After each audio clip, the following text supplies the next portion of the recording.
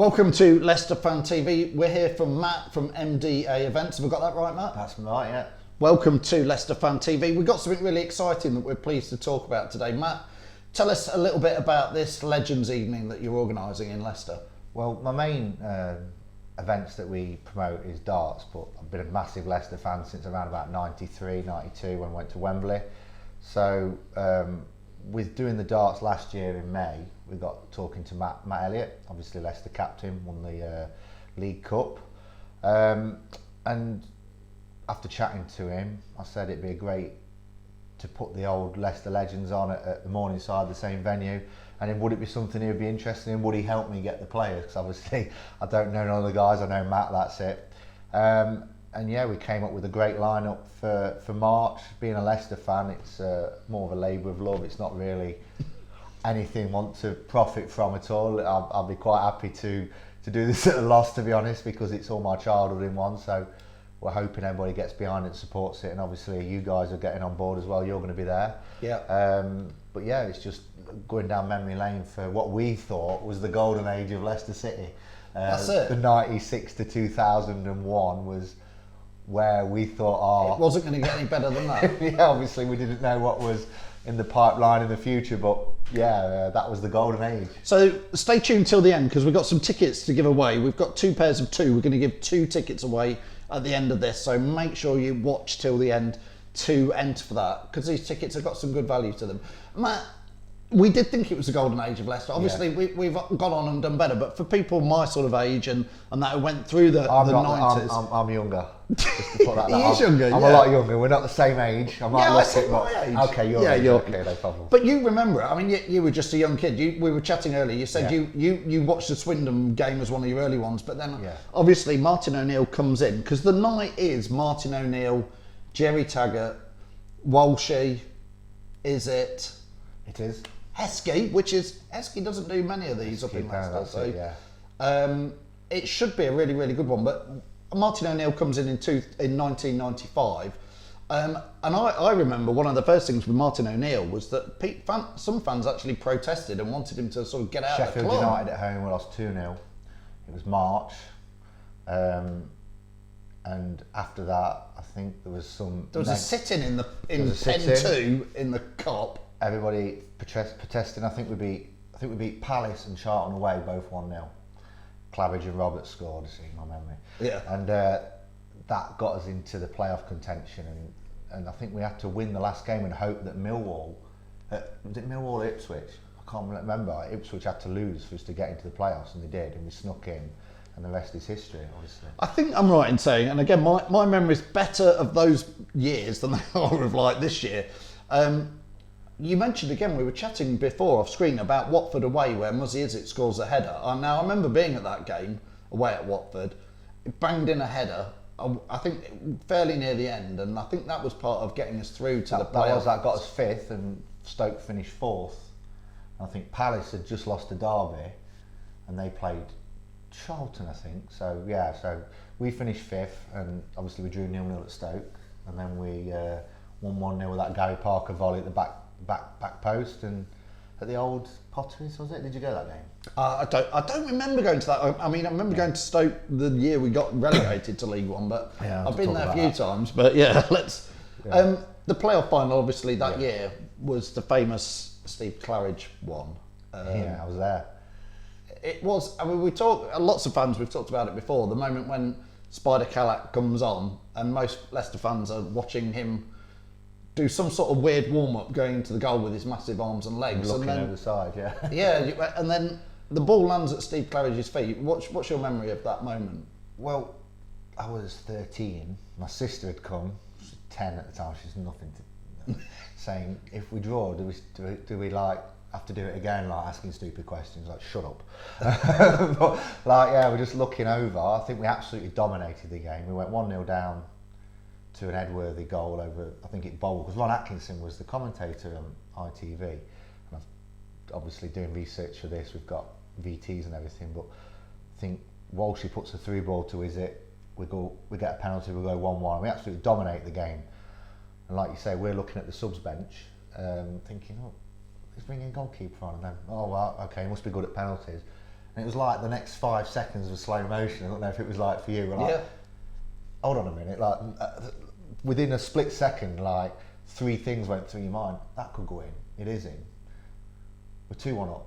With no time left. We're promoted. Like all the emotions in one. And if you watch it back, there's actually a gasp of like a split second when there's no sound, and then the place goes mental. And that's my first proper emotion of football, I think, that game. Well, that's my memory of it. And people say, oh, there was a split second of like nothing. There really was. There was, and when you do watch it back on the telly, you almost can hear it as well, where it does it and hits the net, and then people just went mental. It was back it was at the old Wembley, and it was back when people did get a bit more mental at the football than nowadays. So it was a proper toilet, that old Wembley. It's so good they knocked it down, but lots of memories there though. So again, Martin O'Neill gets us, he starts off with fans wanting him out, then he gets us promoted, and then we go on. Obviously, that 5 years that he's at the club, it is pre-winning the Premier League. It's our best 5 years ever, with 3 appearances in the League Cup final. 2 we win.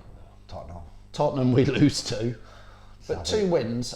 Again, quite recently I was up at Sheffield Wednesday, which was a boring 1-1 draw. Minute, but brought back memories of the '97 playoff final, which this shirt is from that '97 year. No, '97 Cup. '97 Cup. Yes, that's what I mean. Yeah. Great little. I didn't go that one. I went the first game. Didn't go I went the middle of the game. Didn't go to the replay. Did you? Yeah. No. Well, the tickets went on sale really quick because it was only 3 or 4 days after the after the game at Wembley. Yeah, it was the 1-1 with Heskey, who's going to be there. So again, lots of questions at your evening in March. What date is it again, Matt? It's the 15th of March. Yeah, that's put me on the spot there. It's like a quiz, isn't it? It is. 15th of March at the Morningside. I mean, I'm going to put you on the spot here. Yeah. If you've got one question, you could ask like Emile Heskey. What sort of thing would you ask Emile? Why did you leave? You should have stayed. That was the downfall. He left, and O'Neill left. I think Heskey going made O'Neill leave. Do you think so? Because, well, if you've just won the League Cup, you're back in Europe. You want the owners to back you. Your best player was Emile Heskey. We've just signed Stan Collymore, was brilliant under O'Neill. I think O'Neill got the best out of him. Until he broke his leg in that freak accident. Broke his leg against Derby 3-0. Yeah, freak though, wasn't it? I was at the game and it was like, what? It was, yeah. It was not very nice. Like, Derby fans still sing about that. Yeah. But I think that was that would be your question. Heskey, why did you leave? Yeah. But I mean, you we don't wanted to really. have Peter Taylor then, and the life would have been. Then it was all. Yeah, so. I mean, you can't really blame Heskey though. It was about £11 million, which at the time was a big price tag to go to Liverpool. Liverpool, it was, Liverpool's big club. Team, plays with Owen and stuff. You can't really blame him, no. But you know, that's what started. I suppose asking him why he went. Of course, he went Liverpool, but. Yeah, I mean, I don't know. I mean, I've been lucky enough to get to know Matt, and obviously I've asked him loads of questions already. Like, he's probably sick of talking to me, but I mean, I've done loads of events with Tyson Fury, Anthony Joshua, and these guys. But when I first met Matt, I was like, "Hey, hope you're alright. Can I shake your hand?" It's Matt Elliott, yeah. And he's like looking at me like this. Shut up, like, you know what I mean? But I don't know. I'm a fanboyed against him when I was seeing him. But I think I'd ask Heskey that. O'Neill, I mean, maybe how close was he coming to going to Leeds that time when we beat Spurs? He almost did go, didn't he? I think they offered it to O'Leary. Yeah, was it? He was the interim. George Graham went to Spurs. That's it. And then O'Leary was the interim. And then they did so well that they gave it to O'Leary. Yeah. So that's what my memory. I think we played, was it 98 when Izzet scored that volley from about 30 yards that won us the game? Yeah. And we all had them, please Martin stay. Please stay in the banners. Yeah, that's it, yeah. I mean, again, Martin O'Neill is probably in most fans' top 3, top 5 managers of their memory. Top 2 for you. Yeah. Okay. Second. Second to Claudio, no, I'm going to guess? In Holloway. No, I'm in Holloway. Yeah, the legend that is in Holloway. No, I get it. I met in Holloway actually about a month before Christmas. It was at Derby with Clinton Morrison. and he was really upset about what happened. He thought he got treated badly. Sold a kipper. I think there's some people who'd be really interesting to maybe do a night with, like, he was brilliant. Almost the villains. Maybe this is a legend. Holloway, Rogers. Who else could we get? I'm joking. There'd be a few, wouldn't there? Just coming back to the night, I know we have got some tickets we're going to give away at the end. Yeah. There's several different formats of tickets, isn't there? You can do it quite VIP, and you can do it, mid levels and that. So we've got I'll just have a look there. Yeah, we've got the. You try and remind yourself. The Filbert Street one is £75. That's entry, 2-course meal, and you get a good seat. And there is a photo opportunity at additional cost. The playoff final package is 125, but that gets you 2-course meal, a photo with the guys on the stage, printed on the night, and an upgrade frame. And the big one is £275. That's the Worthington Cup final package. That gets you a retro shirt signed by all 6 of the guys. You can bring a couple of items in of your own to get them signed. You get 30 minutes with the guys before the event starts. You get the 2-course meal, you get the photo, you get the upgrade frame, and you get the best seats in the house. They've only got 2 of those left. They've actually sold really well. So there's only 30 of them. They were limited. You're not allowed any more. We've done really well. We're over 200 sold so far, which is about what I was happy to do. But I think now, after Christmas is gone, we can really push on. We can focus on it. Yeah. And again, there's a link with this video to click on and grab your tickets on there, and take maybe your dad, your brother, somebody else. It's a great thing to go with a couple of mates. But it's on a Friday night. It's on Friday the 15th of March. Before the Southampton game. Southampton is on the Saturday the 16th as we record this, unless they change dates. Please hope they don't move it to the Friday. Yeah, we've done that, haven't we? Yeah. It should be a really, really good night. And again, some of those players, Heskey's a bit of a rarity. I've never seen him do one, Heskey. No. I've never seen him do Martin O'Neill doesn't get back to Leicester that often. No. And then, of course, we've got Walsh, Tags, Elliott and Izzet. Them four do a lot, but I think that to get all 6 together. To get 6 together. Ian Stringer's going to be hosting. Fantastic. The guy who did a lot of Leicester. Ex-Radio Leicester. Ex-Radio Leicester, yeah, lives near me. He's really looking forward to it. And we've got Paul Booth, who's going to be the MC for the night. We've got, what I want to do is, the format is, it's going to be big screens, looking at key moments during O'Neill's reign and talking about them with the guys. That should be. But chance for a Q&A from the fans a little bit? Yeah. It all depends on how the guys talk, really, because I know these things. They can talk. We want a Q&A. We want to get some questions. Yeah. The ticket price is slightly a little bit higher because I want to get people that want to come and really enjoy the night, and it's going to be it's going to be like a classy evening. It's going to be a nice meal with the guys. It's going to be a proper night to enjoy. And if you're a Leicester fan, my age, 40, it's perfect. That's the perfect era. Yeah, that's the golden age that we thought.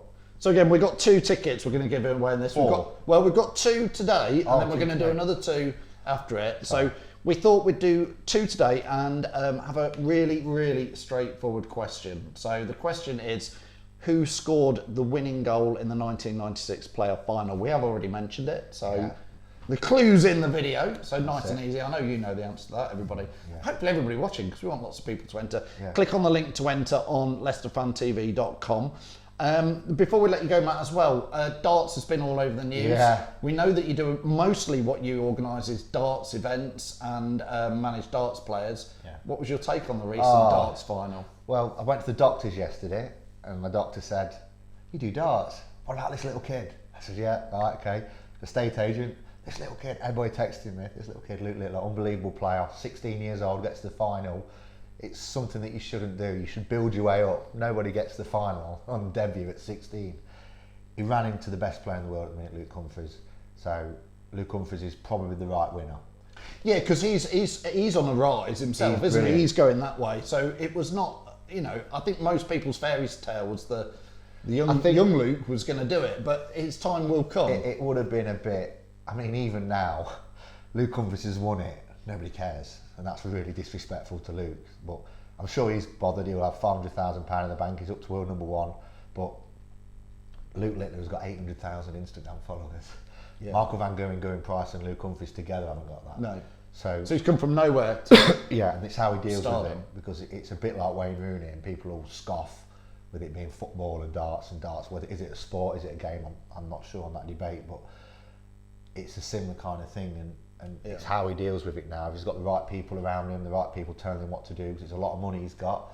It's £200,000 for a 16-year-old is ridiculous. It's how he invests it, because it can go the wrong way. Hopefully, with his manager, who I know is really good, will make sure he progresses, because he hasn't qualified for any TV events next year, so he has to go and do the tour now. Had he won it, he'd have qualified for everything. He could have had a lesser schedule. Yeah. So yeah, I mean, we've got a big event. Maybe you can put. Well, yeah, I was going to say you've got Armageddon, which a lot of fans will have maybe come to previously at the Morningside. Will you be there? Will you want to I come? hope so. Yeah, we'll get you guys in. Yeah. So talk us through. Just Armageddon is in Leicester. It's at the Morningside Arena. It's in May. It's in May. We've got Michael Van Gogh, Michael Smith, Nathan Aspinall, Darryl Gurney. We've got legends such as Mark Webster and Martin Adams, as well as Dieter Hedman. We had 1,200 people there this year. We're well on course to get more.